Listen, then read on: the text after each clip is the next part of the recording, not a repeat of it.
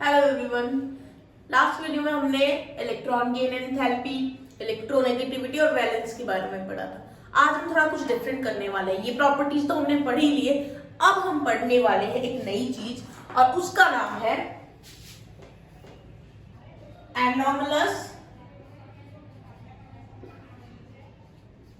Properties of second period elements. हम पढ़ने वाले हैं anomalous properties second period elements के बारे में। आपने देखा होगा सेकेंड पीरियड के जो एलिमेंट्स हैं ज्यादातर वो फर्स्ट ही एलिमेंट होते हैं। लाइक हाइड्रोजन को छोड़ दे तो हाइड्रोजन एक जो फर्स्ट ग्रुप का एलिमेंट है वो फर्स्ट ग्रुप का माना जाता है, बट एक्चुअली वो जो एलिमेंट है हाइड्रोजन वो उस ग्रुप का है ही नहीं, प्रॉपर्टीज वो रिजेंबल करता है नहीं, तो उसके ग्रुप में हम कंसीडर करते भी नहीं उसको फर्स्ट ग्रुप में। ऐसे ही लास्ट हीलियम है, उसको हम कंसीडर नहीं करें, वो तो नोबल गैस है। हम बाकी पीरियड्स की बात करें, बाकी ग्रुप्स की बात करें जो सेकंड पीरियड में आते हैं, फर्स्ट ग्रुप की भी बात करें, लेकिन हाइड्रोजन को उसमें कंसीडर नहीं करेंगे क्योंकि हाइड्रोजन को हम फर्स्ट ग्रुप जो कि एल्कली मेटल्स है उसमें कंसीडर नहीं करते हैं क्योंकि hydrogen is not a metal, बस उसकी कॉन्फ़िगरेशन के अकॉर्डिंगली उसको वहां प्लेस किया गया है। तो मैं नेक्स्ट हाइड्रोजन से नेक्स्ट आता है लिथियम। सो मैं फर्स्ट एलिमेंट उस ग्रुप का मानते हैं हम लोग लिथियम। मैं ही नहीं, सभी मानते हैं ऑब्वियसली, क्योंकि लिथियम मेटल है और वो उस ग्रुप का पहला एलिमेंट है। और वो कौन से पीरियड में आता है?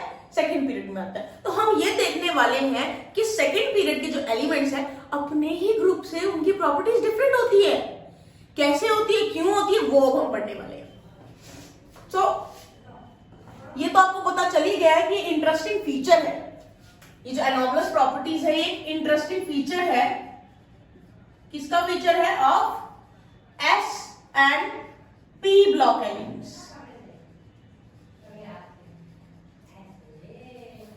एस और पी ब्लॉक एलिमेंट्स को हम रिप्रेजेंटेटिव एलिमेंट्स बोलते हैं, ये मैं आपको कई बार बता चुकी हूं। सो ये फीचर है एस और पी ब्लॉक एलिमेंट्स का। क्या फीचर है? Is that the first member of each group belonging to the second period shows different characteristics as compared to the rest of the members of the same group। तो वही चीज है ये जो मैंने आपको जस्ट अभी बताई है। सो यह फीचर है और इसके आगे अगर मैं इंटरेस्टिंग लिख दूं तो ज्यादा बेटर रहेगा, क्योंकि काफी इंटरेस्टिंग फीचर है कि अपने ही फैमिली मेंबर से, अपने ही ग्रुप के मेंबर से वो डिफरेंशिएट कर रहा है। तो ये फीचर है एस और पी ब्लॉक एलिमेंट्स में है कि उसके फर्स्ट मेंबर, हर ग्रुप के फर्स्ट मेंबर जो कि सेकेंड पीरियड में आते हैं, दे शो डिफरेंट कैरेक्टरिस्टिक्स। उनकी डिफरेंट कैरेक्टरिस्टिक्स होती है, उनके डिफरेंट फीचर्स होते हैं। किससे different? As compare to the rest of the members of the same group. So this would be better if you will check it out once according to the configuration. एक बार आप देख लेंगे तो आपको पता चल जाएगा एस और पी ब्लॉक जो एलिमेंट्स हैं उसमें कौन कौन से फर्स्ट एलिमेंट्स तो उन्हीं के बारे में हम बात कर रहे हैं। इसका कारण जानिए, क्या रीजंस हैं इस चीज के। कारण तो कुछ ना कुछ जरूर होंगे कि वो एनोमलस प्रॉपर्टी मतलब डिफरेंट प्रॉपर्टी शो कर रहा है। तो सबसे पहला रीजन है इसका एक्सट्रीमली स्मॉल साइज। अपने ग्रुप में ये जो एलिमेंट्स है, जो फर्स्ट एलिमेंट्स है, उनका साइज सबसे छोटा है और बहुत छोटा है। इस वजह से they have high electro negativity. और मैंने पिछली वीडियो में ही बताया था आपको इलेक्ट्रोनेगेटिविटी, इलेक्ट्रोनेगेटिविटी है वो किसका फीचर है? वो जो फीचर है electronegativity, it depends on the size. जितना छोटा एटम होगा उतनी ज्यादा इलेक्ट्रोनेगेटिविटी। तो मैंने बताया तो है कि छोटा साइज है इनका, इसीलिए इनमें इलेक्ट्रोनेगेटिविटी हाई है। इलेक्ट्रोनेगेटिविटी के साथ साथ इनकी हाई आयोनाइजेशन एंथैल्पी भी है। इनकी आयोनाइजेशन एंथैल्पी भी बहुत ज्यादा हाई है। साइज छोटा हो गया ना तो it is difficult to remove the electron. तो एक तो ये कारण है। एक और कारण है, only 4 orbitals are available for bonding. इसमें सिर्फ 4 अवेलेबल है बॉन्डिंग के, and therefore can not show covalency more than 4। तो कोवेलेंसी 4 से ज्यादा शो ही नहीं कर सकती क्योंकि 4 ऑर्बिटल। अब मैं आपको बताती हूँ 4 ऑर्बिटल कैसे है। जरा साइड में देखिए, यहां सिर्फ एक s ऑर्बिटल होता है और p ऑर्बिटल होते हैं, d और f नहीं होते क्योंकि s और p ब्लॉक एलिमेंट्स हैं। तो देखिए 1 2 3 4 सिर्फ 4 ही इसके पास ऑर्बिटल्स हैं, तो 4 की मैक्सिमम कोवेलेंसी हो सकती है क्योंकि 4 ही एक टाइम पे मैक्सिमम 4 अनपेयर इलेक्ट्रॉन हो सकते हैं यहाँ पे। इसीलिए ये 4 से ज्यादा कोवेलेंसी शो कर ही नहीं सकते। तो ये कुछ रीजंस हैं इन एलिमेंट्स के, फर्स्ट एलिमेंट के डिफरेंट बिहेवियर शो करने के, जो मैंने आपके सामने लिखे हैं। आई होप आपको ये समझ में आए होंगे। अब हम डिस्कस करेंगे कि किस तरीके से अलग है। रीजन हमें पता चल गए, तो कौन कौन सी ऐसी प्रॉपर्टीज है जो डिफरेंशिएट करती है और कैसे डिफरेंशिएट करती है वो अब हम पढ़ने वाले हैं। डिफरेंसेस जो लिथियम और उसी ग्रुप के दूसरे एलिमेंट्स में प्रेजेंट है वो डिफरेंसेस पढ़ेंगे। सबसे पहले हम पढ़ेंगे, सबसे पहला पॉइंट जो हम पढ़ेंगे वो पढ़ेंगे हार्डनेस और सॉफ्टनेस का। So physical nature, lithium is hard and other members of group 1 are soft. कितने soft? They are soft that they can even be cut with knife। इतने ज्यादा सॉफ्ट है दूसरे मेंबर्स, तो उनको आप कट कर सकते हो नाइफ से। लिथियम हार्ड है, इसको आप नहीं कट कर सकते। छोटा साइज है ना उसका, स्मॉल साइज की वजह से पार्टिकल थोड़े क्लोजली पैक्ड है, तो जिस वजह से आप जो है उसको कट नहीं कर सकते नाइफ से, या वो हार्ड है। तो इसका एग्जांपल मैं बताती हूँ दूसरे ग्रुप से, sodium which is available in the laboratory and it is cut with the knife and it will give a clean cut. बहुत इजीली वो कट हो जाता है नाइफ से। दूसरा पॉइंट पढ़ते हैं हम। दूसरा पॉइंट है एयर के प्रेजेंस में क्या होता है। Lithium is not affected by air and do not lose its lustre. Air से अफेक्ट नहीं होता, उसका लस्टर भी मेंटेन रहता है, चमक बरकरार रहती है, उसकी चमक में कोई कमी नहीं आती। लेकिन other members gets tarnished in the presence of air। So दूसरे मेटल्स या दूसरे एलिमेंट्स की बात करूं तो एयर के प्रेजेंस में उनकी चमक खराब हो जाती है, टार्निश हो जाती है, चमक नहीं रहती उनकी। लेकिन लिथियम एयर से अफेक्ट ही नहीं होता, रिएक्ट ही नहीं करता, तो इस वजह से उसकी लस्टर मेंटेन रहती है। लेकिन ये दूसरे मेंबर्स टार्निश इसलिए होते हैं क्योंकि एयर के प्रेजेंस में वो रिएक्ट करते हैं एयर से। थर्ड पॉइंट मैं आपको बताऊंगी वाटर के साथ रिएक्टिविटी।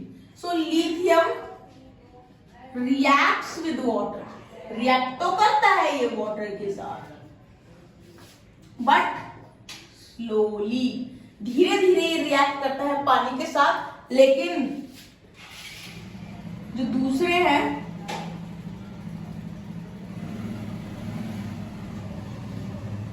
रिएक्ट वेरी रैपिडली, बहुत जल्दी रिएक्ट करते हैं पानी के साथ।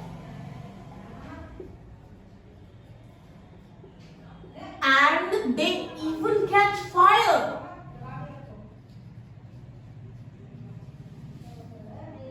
और ये तो आपको पता ही होगा, सभी बच्चों का सबसे फेवरेट एक्सपेरिमेंट लैब में होता है सोडियम को पानी में डाल के आग लगाना। तो ये वही तो है, सोडियम इसी ग्रुप का मेंबर है, वो रिएक्ट करता है बहुत रैपिडली पानी से, इतना रैपिडली कि पानी में डालते ही उसमें आग लग जाती है, फायर कैच कर लेता है। तो ये तो आपको पता ही होगा। लेकिन लिथियम की अगर मैं बात करूं तो वो भी रिएक्ट करता है पानी से, लेकिन स्लोली रिएक्ट करता है, उसका रिएक्शन इतना ज्यादा विगरस, इतना ज्यादा रैपिड नहीं होता है। फोर्थ पॉइंट अब हम पढ़ेंगे हाइड्रोक्साइड के बारे में। लिथियम हाइड्रोक्साइड के नेचर की बात करेंगे। आपको पता ही होगा जो मेटलिक ऑक्साइड्स होते हैं वो बेसिक नेचर के होते हैं, क्योंकि यहां भी हम ग्रुप 1 की बात करें और ग्रुप 1 के जो एलिमेंट्स होते हैं वो मेटलिक होते हैं, मेटल्स होते हैं, सो उनके हाइड्रोक्साइड बेसिक होते हैं। तो लिथियम हाइड्रोक्साइड भी बेस है, but lithium hydroxide is a weak base and other members form strong bases। बाकी मेंबर काफी स्ट्रॉन्ग बेसिस बनाते हैं। एग्जाम्पल देती हूं मैं, NaOH बहुत स्ट्रॉन्ग बेस है, KOH ये भी स्ट्रॉन्ग बेस है। तो आप देख सकते हो लिथियम हाइड्रोक्साइड भी बेसिक है, लेकिन वो वीक बेस है, बाकी बनाते हैं strong bases. Next point, lithium hydroxide upon heating decomposes। वो डिकम्पोज हो जाता है हीट करने पे। कैसे डिकम्पोज होता है, रिएक्शन देखिए, रिएक्शन ये फॉलो होगी,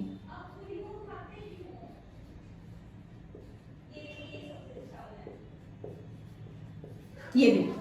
लेकिन अगर मैं बाकी मेंबर्स की बात करूं तो वो सबलाइम होते हैं। सबलाइम मतलब आप उसको हीट करोगे तो वो मेल्ट हो जाएंगे, वो सॉलिड की फॉर्म में होते हैं और हीट करने पे वो मेल्ट हो जाते हैं। So other metal hydroxides of group 1 are sublime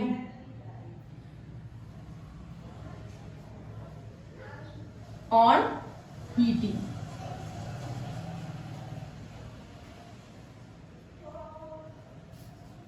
right, बाकी को आप हीट करोगे। आपको एग्जांपल दे देती हूं, सोडियम हाइड्रोक्साइड की पैलेट्स होती है लैब में, सॉलिड फॉर्म में प्रेजेंट होता है। अगर आप उसको हीट करने लग जाओगे तो मेल्ट होना शुरू कर देगा, वो डिकम्पोज नहीं होगा, वो मेल्ट होगा। लेकिन लिथियम हाइड्रोक्साइड अगर आप लेते हो, उसको हीट करते हो, तो हीट होने पे वो डिकम्पोज हो जाएगा। नेक्स्ट पॉइंट, लिथियम कार्बोनेट, ये भी डिकम्पोज होता है। कब होता है decompose? On heating. This is also decompose on heating.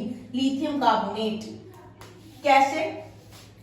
Li2CO3 को हीट करेंगे तो ये बन जाएगा Li2O plus carbon dioxide will be release.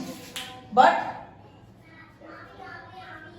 other metal carbonates of group 1 are stable upon heating।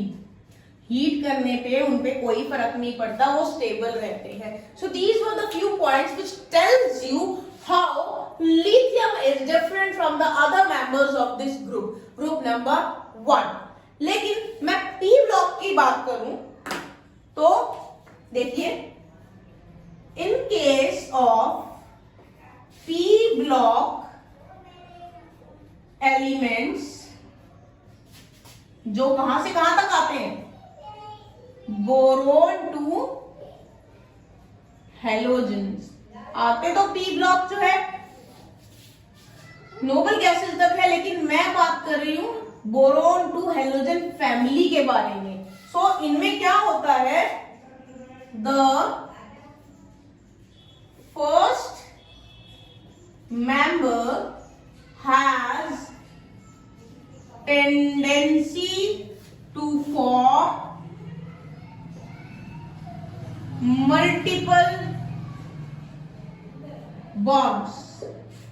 तो मैं आपको बता दूं पी ब्लॉक के जो फर्स्ट मेंबर्स होते हैं उनका साइज बहुत ही छोटा होता है, तो उसी वजह से उनके अंदर टेंडेंसी होती है कि वो मल्टीपल बॉन्डिंग कर सके। मल्टीपल बॉन्डिंग मतलब डबल ट्रिपल बॉन्ड भी वो बना सकते हैं। बाकी मेंबर्स में इतनी टेंडेंसी नहीं होती डबल बॉन्ड ट्रिपल बॉन्ड बनाने की, क्योंकि उनके साइज छोटे होते हैं, तो इजीली वो बॉन्ड नहीं फॉर्म कर सकते। मैं आपको एग्जांपल बताता हूं, देखिए आपने सी ट्रिपल बॉन्ड सी सुना होगा, सी डबल बॉन्ड सी भी सुना होगा। ये एग्जांपल्स दे रही हूं मैं आपको किस तरह से वो डबल और ट्रिपल बॉन्ड बनाते हैं।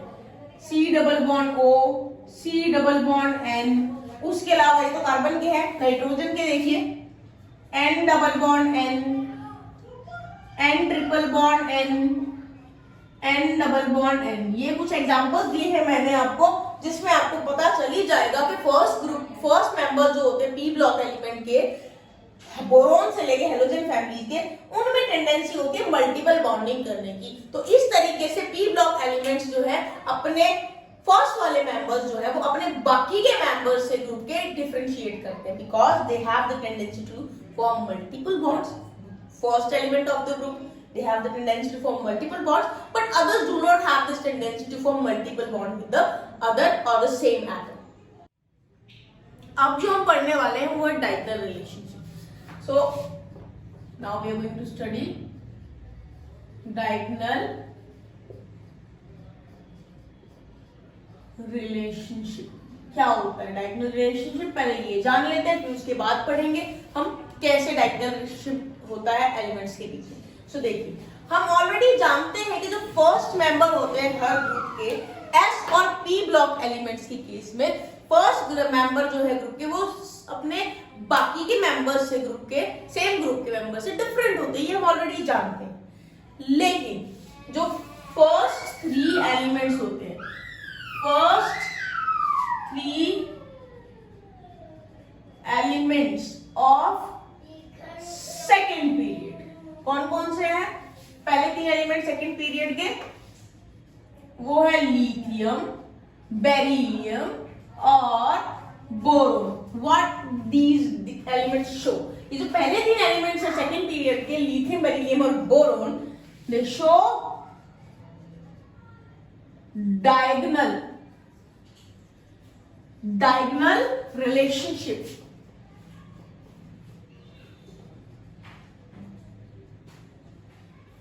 या फिर मैं कह सकती हूं सिमिलैरिटी, डायगोनल सिमिलैरिटी किसके साथ? With elements magnesium, aluminium, silicon of third period placed on right hand side. Now this is known as diagonal relationship.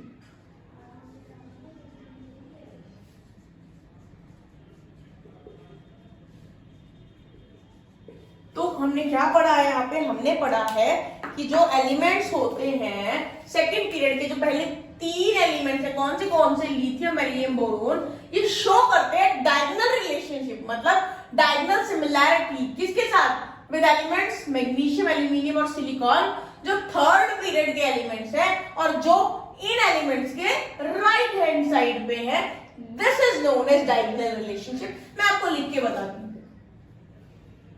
यहां हम लिखेंगे ग्रुप्स 1, 2, देन 13 एंड 14। बीच वाले जो ग्रुप्स है वो मैंने इसीलिए कंसीडर नहीं किए क्योंकि मैंने आपको बताया है जो फर्स्ट मेंबर्स हैं ग्रुप, हर ग्रुप के जो एस और पी ब्लॉक में है उन्हीं को हम यहाँ कंसिडर करेंगे, वही ये रिलेशनशिप शो करते हैं। क्योंकि बीच वाले एलिमेंट बी ब्लॉक के आ जाते हैं तो उनको हम नहीं काउंट करेंगे। तो इसलिए ग्रुप 1, 2, 13, 14 हम लेंगे। यहाँ हम लेंगे सेकेंड पीरियड और नीचे थर्ड पीरियड। तो मेंबर्स के नाम लिखते हैं। यहां होते हैं लिथियम, बेरिलियम, बोरोन और कार्बन। और एग्जैक्टली इनके नीचे कौन से आते हैं थर्ड पीरियड में एलिमेंट? लिथियम के नीचे आता है सोडियम, यहां आता है मैग्नीशियम, एल्यूमिनियम और यहां आता है सिलिकॉन। तो मैं क्या कह रही थी? मैं ये कह रही थी कि ये जो एलिमेंट्स है लिथियम, बेरिलियम और बोरोन, ये शो करते हैं डायगोनल रिलेशनशिप, मतलब diagonal similarity with the elements magnesium, aluminium and silicon respectively of third period. देखिए थर्ड पीरियड है and which is on the right hand side. देखिए लिथियम के राइट हैंड साइड पे magnesium पड़ रहा है, बेरिलियम के राइट हैंड साइड पे एल्यूमिनियम पड़ रहा है, बोरोन के भी राइट हैंड साइड पे सिलिकॉन पड़ रहा है और थर्ड पीरियड में पड़ रहा है। तो lithium will show similarity in its properties with magnesium, beryllium will show similarity in its property with aluminium and boron will show similarity in its properties with silicon। और इसके बारे में एक बात और बताने वाली हूं आपको कि ये सिर्फ इन्हीं तीन एलिमेंट्स के पेयर्स में होता है शो। पेरियोडिक टेबल में इनके अलावा कहीं और ये चीज आपको देखने को नहीं मिलेगी। अब इसका कारण जान लेते हैं। क्या कारण है इसका? इसका कारण है due to opposing trends in periodic properties along a period and down the group। तो आप देखेंगे तो ये कारण क्यों है? क्योंकि अपोजिंग ट्रेंड्स फॉलो होते हैं पेरियोडिक प्रॉपर्टीज में, अलोंग अ पीरियड भी और डाउन द ग्रुप भी। और कौन से हैं ये अपोजिंग ट्रेंड्स? आयोनाइजेशन एंथैल्पी के trends, negative electron gain enthalpy का ट्रेंड और इलेक्ट्रो नेगेटिविटी का trend. So ionisation enthalpy, negative electron gain enthalpy and electronegativity follow opposing trends. ये अपोजिंग ट्रेंड्स फॉलो करते हैं, मतलब उल्टे ट्रेंड्स फॉलो करते हैं। जैसे कि मान के चलिए along a period ionisation enthalpy increase होती है और डाउन द ग्रुप डिक्रीज होती है। Negative electron gain enthalpy along a period increase होती है, डाउन द ग्रुप डिक्रीज होती है। ऐसे ही इसके लिए ट्रेंड है। तो आपने पढ़े ही है ये ट्रेंड्स, आपको पता ही है कि अपोजिट होते हैं। एक तरफ इंक्रीज हो रही है तो दूसरी तरफ डिक्रीज होगी, एक तरफ डिक्रीज हो रही है तो दूसरी तरफ इंक्रीज होगी। तो मैंने बनाया था ना आपके लिए पिछली वीडियो में, तो आप देख सकते हो उसके अंदर किस तरह से था वो। तो इस वजह से क्या होता है, ऑन मूविंग डायगोनली, जब हम डायगोनली मूव करते हैं ऐसे to opposing trends mutually cancel each other and result in similar property। तो जब हम डायगोनली मूव करते हैं ऐसे इस तरीके से, यूं देखिए, यूं और यूं, जब हम डायगोनली मूव करते हैं तो दो उल्टे फोर्सेस, अपोजिंग फोर्सेस, एक इंक्रीज और एक डिक्रीज, दोनों एक दूसरे को म्यूचुअली कैंसिल कर देते हैं, जिस वजह से रिजल्ट क्या होता है? Similar properties. तो इसी वजह से इसकी और इसकी सिमिलर प्रॉपर्टीज है, ऐसे इसकी और ऐसे इसकी। So this was about the diagonal relationship, और जो कि मैंने आपको बताया है वो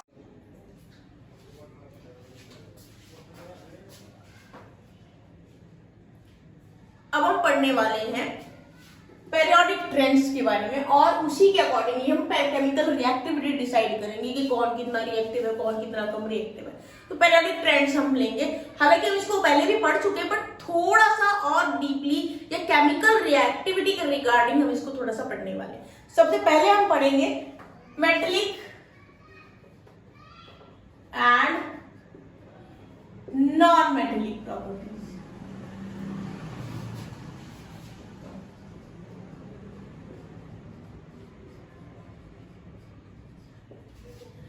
तो हमने क्या पढ़ा था, हमने पढ़ा था कि मेटेलिक प्रॉपर्टी, हमने ये पढ़ा था कि metallic property down the group, metallic nature जो होता है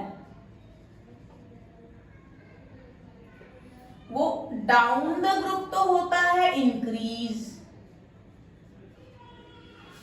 एंड अलोंग अ पीरियड होता है डिक्रीज। तो अब ये जान लेते हैं कि क्या कारण है ऐसे कि डाउन द ग्रुप ये इंक्रीज हो रहा है, अलोंग अ पीरियड ये डिक्रीज हो रहा है।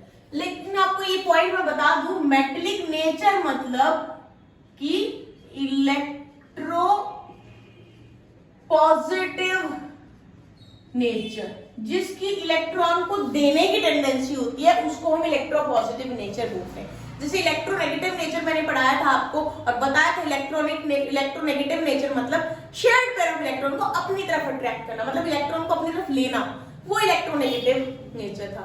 तो इलेक्ट्रोपॉजिटिव उससे अपोजिट होगा, इसका नेचर क्या होता है, इलेक्ट्रॉन को देना, इससे इलेक्ट्रॉन दूर जाते हैं, right. So metallic nature is directly related to the electropositive nature. तो मेरे कहने का मतलब ये है कि अगर डाउन द ग्रुप इंक्रीज हो रहा है मेटेलिक नेचर, इट मींस ये ज्यादा इलेक्ट्रोपॉजिटिव नेचर होगा नीचे की तरफ, मतलब यहां पे tendency to donate electron will increase, right. Down the group tendency to donate electron जो है वो इंक्रीज होगी। क्यों? आपको ऑलरेडी पता है कि साइज इंक्रीज हो रहा है, एटम का साइज इंक्रीज हो रहा है, तो उसका डिस्टेंस बढ़ रहा है न्यूक्लियस से, तो उसकी वजह से न्यूक्लियर चार्ज डिक्रीज हो रहा है। न्यूक्लियर चार्ज डिक्रीज होगा तो इलेक्ट्रॉन को रिमूव करना और इजी हो जाएगा, इसीलिए down the group tendency to donate electron will increase, hence the electropositive nature will increase and so will be the metallic character। अब along the period की बात करते हैं। along the period क्या होता है? डिक्रीज हो रहा है मेटेलिक नेचर। क्यों? यहां पे tendency to donate electron decrease हो रही है, इधर से इधर जाने पे इलेक्ट्रॉन देने की टेंडेंसी घट रही है, इलेक्ट्रोपॉजिटिव नेचर घटता जा रहा है और इलेक्ट्रोनेगेटिव नेचर बढ़ता जा रहा है, क्योंकि along the period size of the atom is going decreased, वो डिक्रीज होता जा रहा है, छोटा होता जा रहा है। छोटा होने से क्या होगा, एटम का साइज छोटा होने से न्यूक्लियर चार्ज इंक्रीज होगा, न्यूक्लियर चार्ज इंक्रीज होगा तो वो इलेक्ट्रॉन लेंगे, देंगे नहीं, इलेक्ट्रॉन को लेंगे, एक्सेप्ट करेंगे, they will not have the tendency to donate electron, they have the tendency to accept electron। so इसी वजह से इस तरफ जाने पे मेटेलिक नेचर डिक्रीज हो रहा है। अब मेटेलिक नेचर के बारे में पता है तो नॉन मेटेलिक नेचर को हम इजीली कोरिलेट कर रख सकते हैं, वो अपोजिट रहेगा। अब मैं मेटेलिक नेचर की बात करूं यहाँ पे नॉन मेटेलिक नेचर की, तो यहां पे ये इंक्रीज नहीं डिक्रीज होगा, क्योंकि साइज इंक्रीज हो रहा है, tendency to accept electron will decrease. बिल्कुल अपोजिट ट्रेंड है, पहले वाले से बिल्कुल अपोजिट ट्रेंड है इसका। और इधर जाने पे क्या होगा, इंक्रीज होगा नॉन मेटेलिक नेचर, क्योंकि tendency to accept electron increase हो रही है। और यहां पे नॉन मेटेलिक नेचर इलेक्ट्रोपॉजिटिव नहीं, डायरेक्टली रिलेटेड है इलेक्ट्रो नेगेटिव नेचर से, मतलब इस तरफ इलेक्ट्रोनेगेटिव नेचर बढ़ रहा है और इलेक्ट्रोपॉजिटिव नेचर उधर जाने से घट रहा है। इसी वजह से उधर जाने पे इलेक्ट्रॉन एक्सेप्ट करने की टेंडेंसी बढ़ रही है, जाने पे नॉन मेटलिक कैरेक्टर इंक्रीज हो रहा है। तो ये एक प्रॉपर्टी हमने पढ़ी है मेटलिक और नॉन मेटलिक प्रॉपर्टी के बारे में। हम दूसरी प्रॉपर्टी भी पढ़ने वाले हैं, वो है reducing and oxidising character.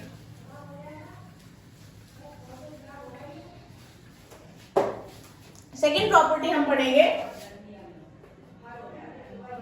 Reducing and oxidising character. तो ये जानने के लिए हमें पहले पता होना चाहिए कि रिड्यूसिंग और ऑक्सीडाइजिंग कैरेक्टर क्या होता है। रिड्यूसिंग कैरेक्टर मतलब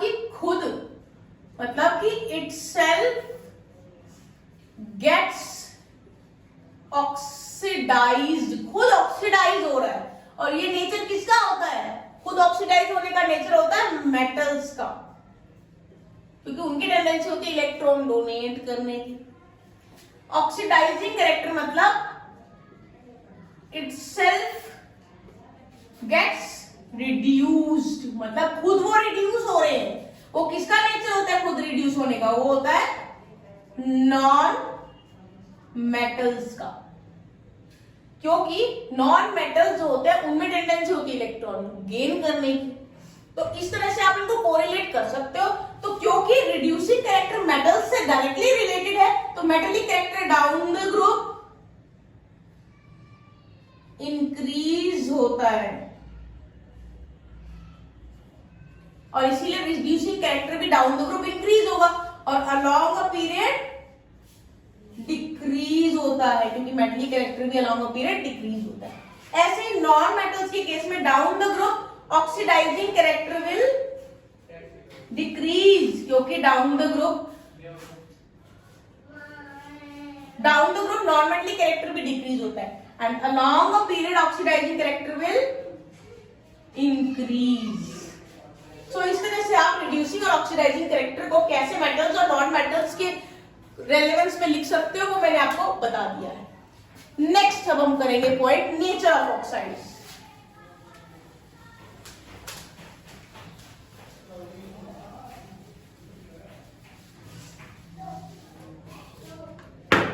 हम नेक्स्ट पॉइंट कर रहे हैं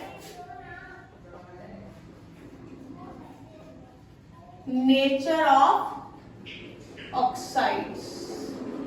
इसमें आपको पहले मैं ऑक्साइड्स के नाम लिख के बताऊंगी, फिर आप डिसाइड करना क्या है वो। Na2O मेटलिक ऑक्साइड है, MgO वो भी मेटलिक ऑक्साइड है, Al2O3 ये D ब्लॉक में आ जाता है, SiO2, देन आपका आता है P2O5 जिसको हम P4O10 भी लिख सकते हैं, ये इस फॉर्म में भी प्रेजेंट होता है। उसके बाद आपका आता है SO2, फिर Cl2O7। ये मैंने ऑक्साइड्स लिखे हैं, अब इनके नेचर लिखते हैं। ये दोनों है मेटलिक ऑक्साइड्स, ये मेटलिक ऑक्साइड्स है, इसीलिए होते हैं बेसिक नेचर के। ये आपके दोनों बीच में आते हैं, ये इनका ना तो बेसिक नेचर होता है ना एसिडिक नेचर होता है, ये होते हैं एम्फोटेरिक ऑक्साइड्स, मतलब एसिड के साथ बेस की तरह और बेस के साथ ये एसिड की तरह बिहेव करते हैं। और ये है आपका एसिडिक ऑक्साइड। तो आप खुद डिसाइड कर सकते हो कि स्टार्टिंग में टेबल के जो एलिमेंट्स है इस तरफ लेफ्ट हैंड साइड पे वो बेसिक ऑक्साइड्स है, राइट हैंड साइड पे एसिडिक ऑक्साइड्स है, और बीच में आपके एम्फोटेरिक ऑक्साइड्स है।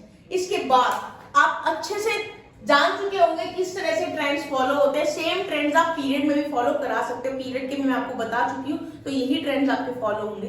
डाउन द ग्रुप जाओगे एसिडिक ही बेसिक, एक ग्रुप में अगर वो मेटल्स है तो बेसिक नेचर के ही रहेंगे, अगर वो नॉन मेटल्स है तो एसिडिक नेचर के ही रहेंगे, अगर वो ट्रांजिशन एलिमेंट्स है तो वो एम्फोटेरिक नेचर के रहेंगे। तो इस तरह से आप पीरियड में भी ट्रेंड्स फॉलो कर सकते हो। यहाँ पे आपका चैप्टर कंप्लीट हो।